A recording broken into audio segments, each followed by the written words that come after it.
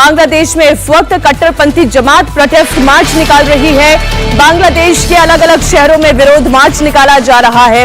बड़ी संख्या में जमात इस्लामी के कार्यकर्ता शामिल हो रहे हैं। उस्मान हादी के हत्यारों को फांसी देने की मांग कर रहे हैं।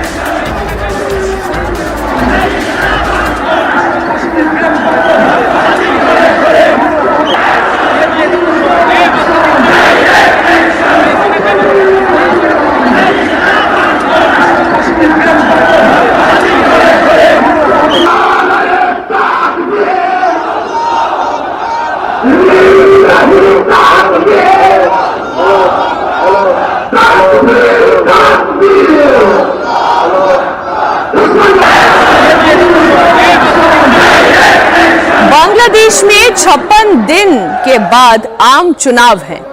सोचे 56 दिन, महज 56 दिन। उससे पहले बांग्लादेश हिंसा की आग में कैसे जल रहा है। जिहादी जमात उत्पात मचा रही है। आज देर शाम सिंगापुर से उस्मान हादी के शव को बांग्लादेश लाया जाएगा।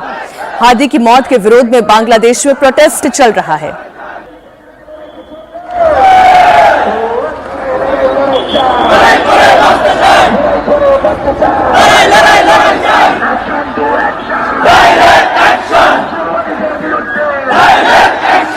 सिर्फ एक अंदाजा लगाएं, जहां हिंदुओं को टारगेट किया जा रहा हो, जहां उनके मंदिरों को, मठों को टारगेट किया जा रहा हो, जहां अखबारों के दफ्तर फूके जा रहे हो, जहां पर पत्रकारों पर हमला हो रहा हो, जहां पर इतनी बड़ी जमाती रैली निकाली जा रही है, वहां पर बस 56 दिन के बाद आम चुनाव होने जा रहे हैं। ये डराने की तरीके हैं, ये धमकाने के तरीके हैं। 54 साल पहले जो पूर्वी पाकिस्तान से अलग होकर एक नया राष्ट्र बांग्लादेश बना था, वही बांग्लादेश अब जिहादिस्तान बनने की राह पर निकल पड़ा है। बांग्लादेश में खून खराबा हो रहा है, हिंदुओं को जिंदा जलाया जा रहा है। बांग्लादेश की सड़कों पर कट्टरपंथियों का कब्जा है। कट्टरपंथियों के सामने यूनिट सरकार लाचार है और बांग्लादेश की पुलिस सरेंडर कर चुकी है। आधी रात को कट्टरपंथियों ने जहां चाहा वहां आग लगा दी, जहां चाहा वहां पर तोड़फोड़ कर दी। कट्टरपंथी अपने साथ बुलडोजर लेकर चल रहे थे। जहां अवामी लीग का दफ्तर दिखा, उसे बुलडोज कर दिया। कहीं अखबार के दफ्तर को फूंक दिया तो कहीं हिंदू को जिंदा जला दिया। सामने जो पत्रकार दिखा, उसकी पिटाई कर दी। ये आज का बांग्लादेश है।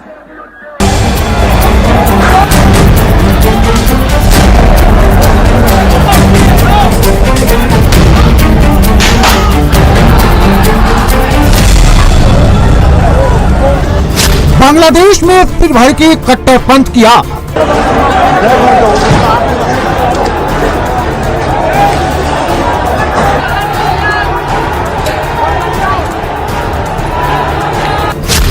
सड़कों पर फिर उतरी कट्टरपंथी जमात।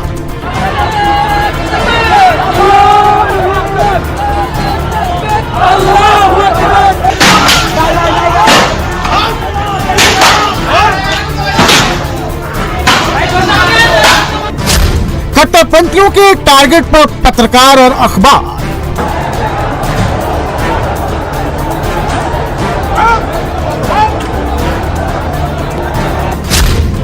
बांग्लादेश में हिंदुओं को जिंदा जलाने वाली जमात।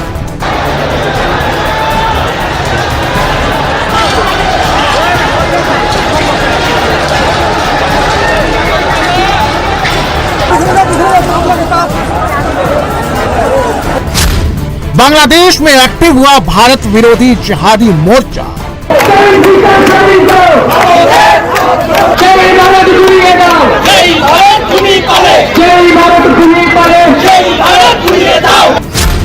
यूनुस का पाकिस्तानी एजेंडा, बांग्लादेश बनेगा जिहादिस्तान।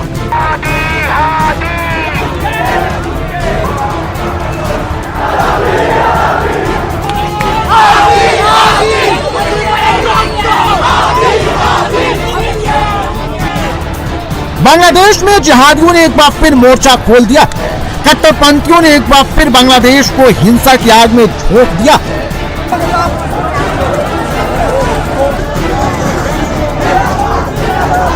ढाका से लेकर चटगांव तक, राजशाही से लेकर रंगपुर तक सड़कों पर कट्टरपंथियों का कब्जा है।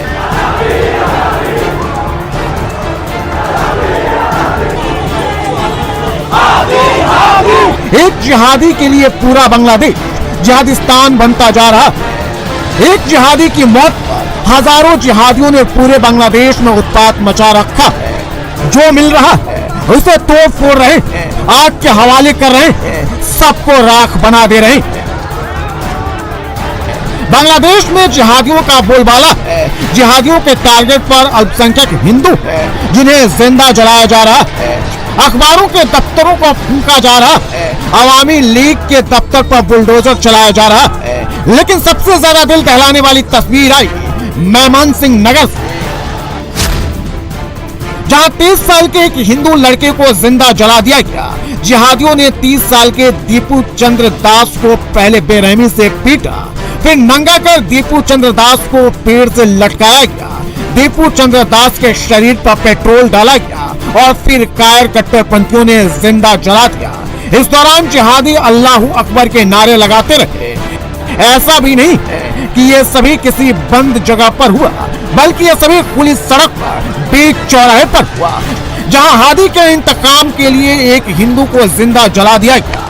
हिंदू लड़के दीपू चंद्र दास को जिंदा जलाने पर यूनिस सरकार चुप है, लेकिन बांग्लादेश की निष्कासित लेखिका तस्लीमा नसरीन ने जिहादियों के खिलाफ आवाज उठाई है। तस्लीमा नसरीन ने सोशल मीडिया प्लेटफॉर्म एक्स पर लिखा कि हिंदू युवक दीपू चंद्र दास को एक जिहादी के कारण पेड़ से लटकाकर जला दिया गया, लेकिन किसी के हाथ नहीं कांपे, किसी को दुख नहीं हुआ। सब नारा लगा रहे हैं, नाराए तकबीर, अल्लाहू अकबर। यही जिहादिस्तान का असली चेहरा है।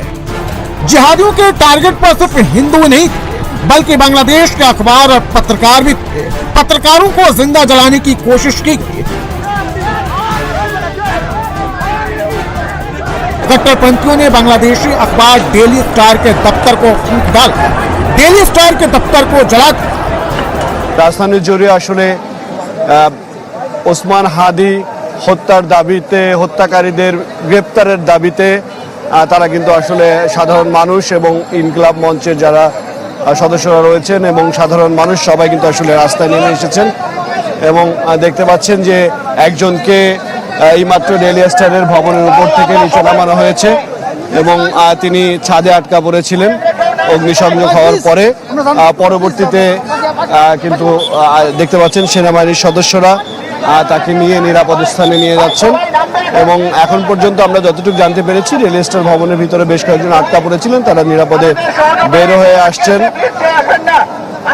আসছেন এবং আপনি দেখতে পাচ্ছেন যে মাইক্রো স্লোগান দেওয়া হচ্ছে যে যারা ভিতরে আটকা পড়েছেন সবাই নিরাপদে বের হয়ে আসছেন এমন তথ্য দেওয়া হচ্ছে এবং ফায়ার সার্ভিসের সদস্য যারা রয়েছেন তারা এবং আইন শৃঙ্খলা বাহিনীর সদস্যরা তারা আপ্রাণ চেষ্টা করছেন এই ভবনে যারা ভিতরে আটকা পড়েছেন তাদেরকে বের করে নিয়ে আসতে। कट्टरपंथी पहले से ही तय कर रखे थे, उसे डेली स्टार के दफ्तर में आग लगानी है, उसे फूंक डालना है। ये पूरी तरह से प्री प्लान था। तभी तो देखिए कितनी बड़ी संख्या में उपद्रवी डेली स्टार के दफ्तर पहुंचे। डेली स्टार के दफ्तर के गेट को तोड़ा जाता है और फिर दफ्तर में घुसते हैं, तोड़फोड़ करते हैं। डेली स्टार के दफ्तर में जिसे जो मिला उसे तोड़ डाला। कुर्सियां, मेज, टेबल सब तोड़ डाले।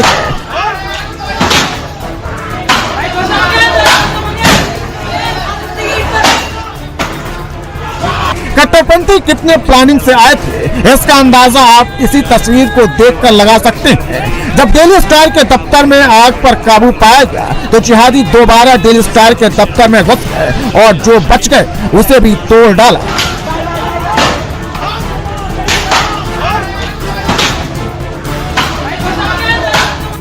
इतना ही नहीं, जिहादियों ने डेली स्टार के दफ्तर में लूटपाट भी की। जो लैपटॉप और साउंड बॉक्स जैसे सामान मिले वे लूट कर अपने साथ ले गए। जिहादियों के टारगेट पर सिर्फ डेली स्टार अखबार ही नहीं था, बल्कि बांग्लादेश का सबसे बड़ा अखबार प्रथम आलो भी था और दूसरे अखबार के पत्रकार भी थे। प्रथम आलो के दफ्तर में भी तोड़फोड़ और आगजनी की गई। ये तस्वीर ढाका के प्रथम आलो के दफ्तर के बाहर की है, जहां बड़ी संख्या में जिहादी पहुंचे और पहले नाराए तकबीर की नारेबाजी की।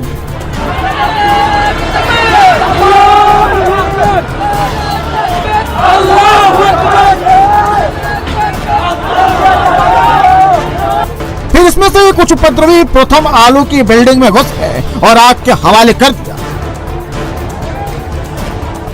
कुछ उपद्रवी अखबार के दफ्तर से सामानों को बाहर फेंकने लगे।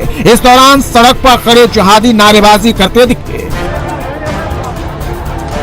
यूनुस के कट्टरपंथी जमातियों के टारगेट पर अखबारों के साथ वे पत्रकार भी थे जो यूनुस की तानाशाही के खिलाफ लगातार लिखते थे, जो यूनुस के पाकिस्तानी एजेंडे की पोल खोलते थे। इन्हीं में से एक सीनियर जर्नलिस्ट नूरुल कबीर, जिन पर कट्टरपंथी कहर बनकर टूटे, उनके साथ गाली गलौज की गई, मारपीट की गई।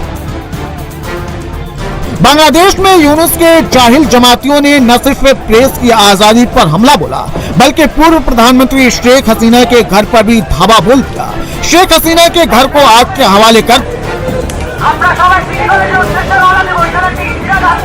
जमातियों ने कल रात जिस तरह से बांग्लादेश में उत्पात मचाया, आगजनी और तोड़फोड़ की, उससे तो साफ है कि यूनुस सरकार ने जिहादियों को फ्री हैंड दे रखा है। अब सोचिए कि सड़क पर प्रदर्शनकारी अपने साथ बुलडोजर लेकर चल रहे थे। यह तस्वीर बांग्लादेश के राजशाही की है, जहां कट्टरपंथियों का बुलडोजर शेख हसीना के खिलाफ चल रहा है।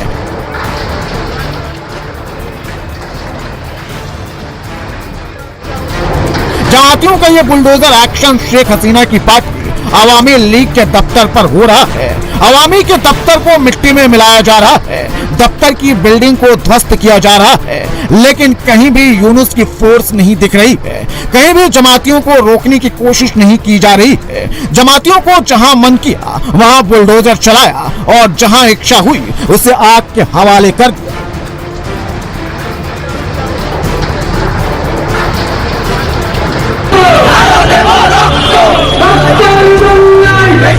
बांग्लादेश में भारत विरोधी कट्टरपंथी जिहादियों की जमात एक्टिव है। भारत के खिलाफ मोर्चा खोला जा रहा है। भारतीय उच्चायोग पर हमला करने की साजिश की जा रही है।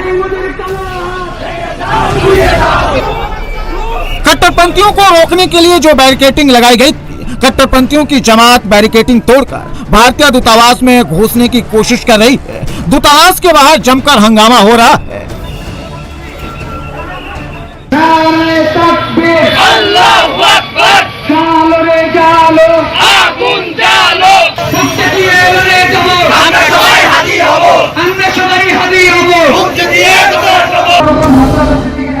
भारत विरोधी जिहादियों की भीड़ अचानक बांग्लादेश के राजशाही में मौजूद भारतीय सहायक उच्चायोग पर हमला करने पहुंच गई। उच्चायोग को सैकड़ों कट्टरपंथियों ने घेर लिया। भारत विरोधी नारेबाजी शुरू हो गई। जय भारत गुड़िया दाओ, जय भारत गुड़ी पाले, जय भारत गुड़ी पाले, जय भारत गुड़िया दाओ। बांग्लादेश में कट्टरपंथी भारतीय दूतावास को भी निशाना बना रहे हैं। अलग अलग शहरों में भारतीय दूतावास पर हमले की कोशिश हो रही है।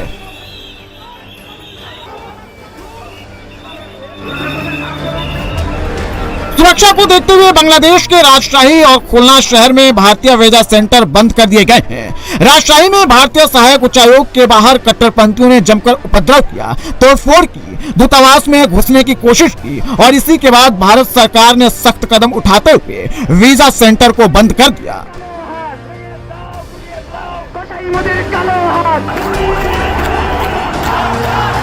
একটাই দাবি যে ভারতে যে সব ভূমিরা পালিয়ে গিয়েছে সেগুলোকে ফেরত দিতে হবে, তাহলে আমরা এবার থেকে আমাদের ভাইয়ের প্রতিশোধ নিতে শুরু করব। এটাই আমাদের মেইন দাবি। এটা ভারত বিরোধী মুভমেন্ট, আমাদের ভাইদেরকে গুলি করবে আর আমরা চুপচাপ বসে থাকবো। এর আগে ফেলানি থেকে শুরু করে সকল অন্যান্য সদস্যদেরকেও মারা হয়েছে, সেগুলো তো আমরা সহ্য করে থাকবো না। এখন থেকে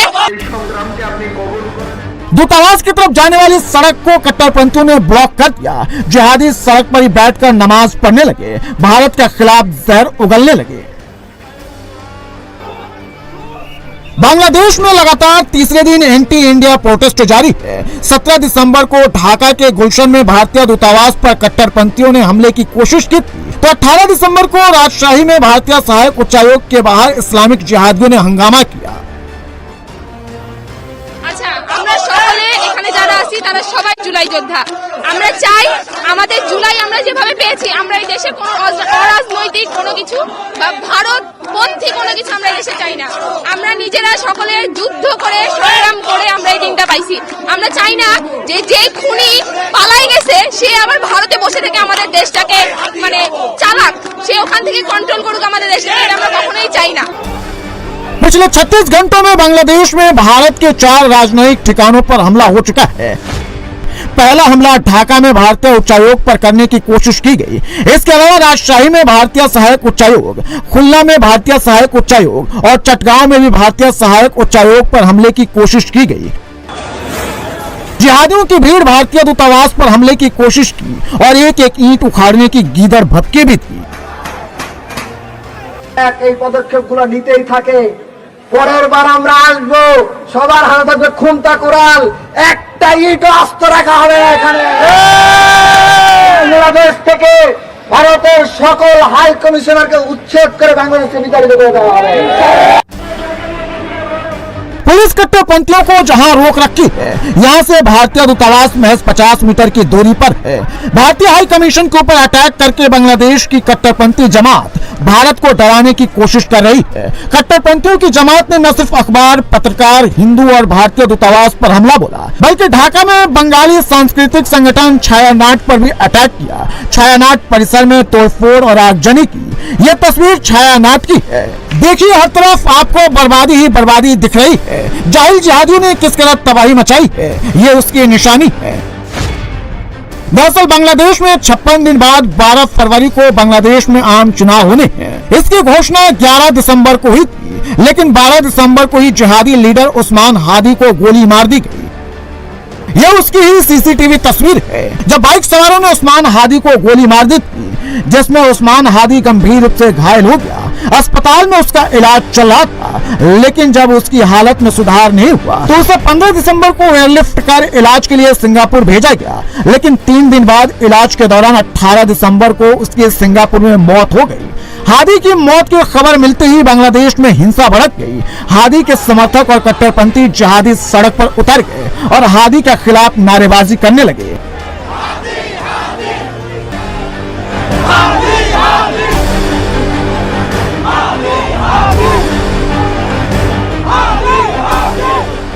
जगह जगह आगजनी और तोड़फोड़ होने लगी। हालात बेकाबू हो गए।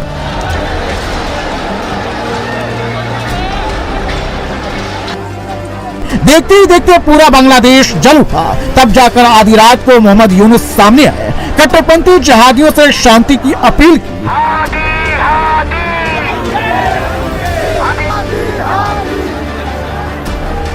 हादी के समर्थन में एक दिन का राजकीय शोक का ऐलान किया और दोषियों पर कार्रवाई का भरोसा दिलाया। नृशंस हत्याकांडेर संगे जड़ित सकल अपराधीके द्रुत आईनेर आওতায় आना হবে এবং তাদের বিরুদ্ধে সর্বোচ্চ শাস্তি নিশ্চিত করা হবে। এই বিষয়ে কোনো ধরনের শৈথিল্য দেখানো হবে না। আমি দেশের সকল নাগরিকের প্রতি আন্তরিক আহ্বান জানাচ্ছি, আপনারা ধৈর্য ও সংযম বজায় রাখুন। আইন শৃঙ্খলা রক্ষাকারী বাহিনী ও সংশ্লিষ্ট সংস্থাগুলোকে পেশাদারিত্বের সঙ্গে তদন্ত কার্যক্রম পরিচালনা করে সুযোগ দিন। ভয়, সন্ত্রাস কিংবা রক্তপাতের মাধ্যমে এদেশের গণতান্ত্রিক অগ্রযাত্রা কেউ থামাতে পারবে না। আগামী দিনগুলোতে আমাদের সবাইকে ধৈর্য, সংযম, সাহস ও দূরদর্শিতার সঙ্গে এগিয়ে যেতে হবে, যাতে নির্বাচন ও গণতন্ত্রের শত্রু ফ্যাসিস্ট সন্ত্রাসী অপশক্তিকে চূড়ান্তভাবে পরাজিত করা যায়। ধৈর্য ধারণ করি, অপপ্রচার ও গুজবে কান না দিই। बांग्लादेश में शेख हसीना के समर्थक डरे हुए हैं, हिंदू सहमे हुए हैं, क्योंकि आज शाम फिर हिंसा भड़क सकती है। जिहादी आज फिर हिंदुओं की जान ले सकते हैं, क्योंकि आज शाम तक उस्मान हादी का डेड बॉडी सिंगापुर से बांग्लादेश लाया जाएगा।